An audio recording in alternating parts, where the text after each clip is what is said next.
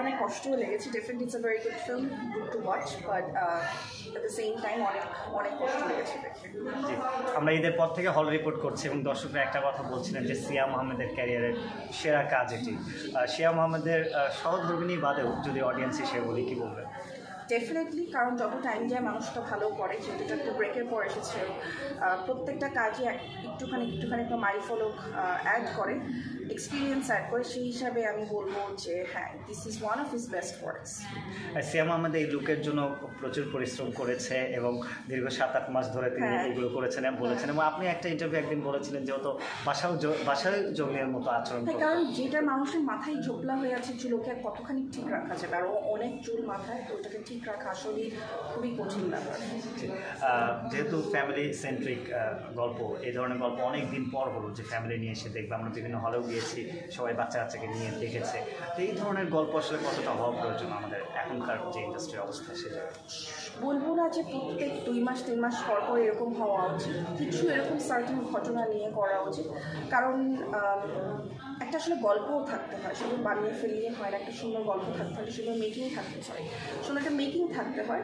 তো এরকম না যে 2 মাস 3 মাস হবো, বাট এটা আসলেই হওয়া উচিত এরকম। কারণ একটা মেসেজ আছে সেটা থেকে, যে মেসেজটা এখানে অনেকগুলো ঘটনা, ছোটো ছোটো ঘটনা দেখানো হয়েছে, যেরকম বাচ্চাকে লিনে ফেলে দেওয়া, তারপর হচ্ছে যে বাবা মা দুজনে ঝগড়ার কারণে বাচ্চার কাস্টাডি নিয়ে ডিসপিউট, এরকম অনেক কিছু ঘটনা, ছোটো ছোটো ঘটনা দেখানো হয়েছে। তো এগুলো যখন অনেক ঘটনা একসাথে হয় তখন দেখানো উচিত, বা একটা ঘটনা স্পেসিফিক করে দেখানো উচিত। চাইল্ড অ্যাবিউজ দেখা হচ্ছে, যেটা আমরা এখন প্রচুর দেখতে পাই যে চাইল্ড অ্যাবিউজ হচ্ছে, বাচ্চাদেরকে অ্যাবিউজ করা হচ্ছে। সব কিছু নিয়ে এই টাইপের যদি গল্প হয় তাহলে আসলেই করা উচিত। বাবা মাদেরও শেখার আছে, আর হচ্ছে যে আইন ব্যবস্থারও একটা থাকে যে না তাহলে কীভাবে আমরা করবো। কারণ সিনেমাতে আসলে অনেক খুঁটিনাটি চিন্তাভাবনা করে তারপর করা হয়, তো সেটাও মানুষ জানতে পারবে। এখানে একটা গুড প্যারেন্টিং ব্যাড প্যারেন্টিং এর ইস্যু এসেছে, যেহেতু আপনারাও প্যারেন্টস, তো কি বলবেন আসলে এই মুভি প্যারেন্টদেরকে আসলে কতটুকু সচেতন করতে পারবে?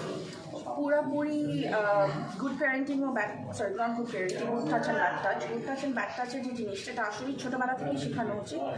ছেলে হোক মেয়ে হোক যেটাই হোক না কেন, definitely good touch bad touch শেখানো উচিত। কারণ আমরা এরকম এখন অনেক ভিডিওস দেখতে পাই যে শুধুমাত্র এই অ্যাবিউজের শিকার যে মেয়েরা হচ্ছে সেটা না, ছেলেরাও অনেকাংশে অনেকভাবে হচ্ছে। এই জিনিসটা আসলে উঠে আসে না, এইভাবে খোঁজ নিলে অনেক জায়গায় আপনারা পাবেন। একটু ডিরেক্টর সম্পর্কে জানতে চাই, প্লাস প্রোডাকশন নিয়ে, যে আসলে সিয়াম আহমেদকে এইভাবে প্রেজেন্ট করা পর্দায়।